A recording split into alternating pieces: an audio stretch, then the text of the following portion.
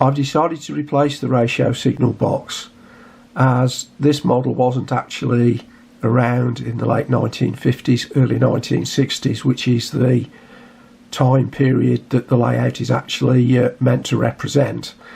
So in place of the ratio kit, I've decided the kit that would have been available is the Airfix Signal Box. This is the packaging my signal box came in. Dates back to 1973, but obviously Airfix had been making this since the late 1950s and varying the packaging as they changed the way they marketed the product. Most of the early Airfix kits that I remember came with a colourful header attached to a polythene bag stapled to it. These were what I think were commonly called the 2-bob kits, and that's certainly what I used to pay for them when I was a lad and was making Airfix kits. That time I tended to get more glue on my fingers than I did on the model, but anyway, that was all part of the experience and the joy of building Airfix kits at the time. Here's the components for the Airfix Signal Box, some of which I've painted up, ready for assembly. The windows around the top are just loosely fitted, they're not glued in yet. I'm going to glaze, and I'll put some glazing bars, probably draw those on with a white marker pen so that the signal box looks more realistic. For marking out the glazing bars, I use one of these pens. It's a water-based paint, so if you do make a smudge or an error, you can easily wipe it off the glazing and start again. The cocktail sticks I've got in the bag I bought originally to use the pointy ends to clean out the gaps in commutators on old Hornby Dublo locos when I was doing a service.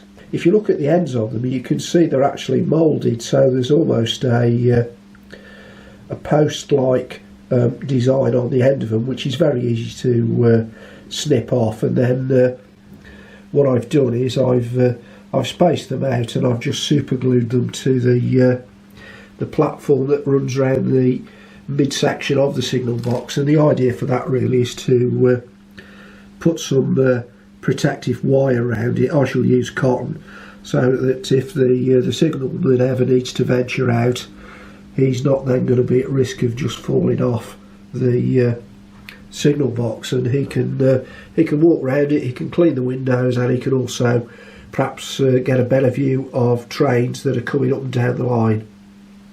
The posts for the handrail are now all painted, and I've nearly completed the glazing on the windows and the door for the signal box. Completed the glazing of the windows on the signal box, and I've also started the guardrail with the cotton that you can see.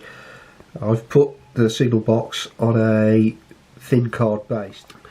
The thin card base allows me to position and glue the steps to the signal box and keep them firmly supported before I fit the side rails. The signal box has also got a card floor inside it. That helps make sure that everything's square, and also allows you to put any details in there if you want to put levers and such like inside the box along with the signalman.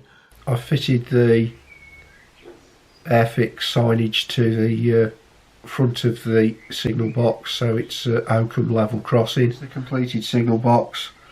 I always make the roof detachable, so if you want to put the levers and a figure inside the cabin, you can do that inside the signal box like so. And when you look inside, you know, you can see there's some levers and that. You can paint the wall, you can put some posters along there, put him a little seat and a stove. You know, there's loads of things you can do to detail it. That's depending on how far you want to go with your realistic effects. But you know, that's the completed box. The roof itself, just a one-piece moulding, so dead simple really. A couple of finials to add to it, and I think that's it's either a chimney for a stove, or it's some sort of telegraph connection for the telephone wires. So yeah, that's it. There's the other Airfix sign for the box. So yeah, all done, all done.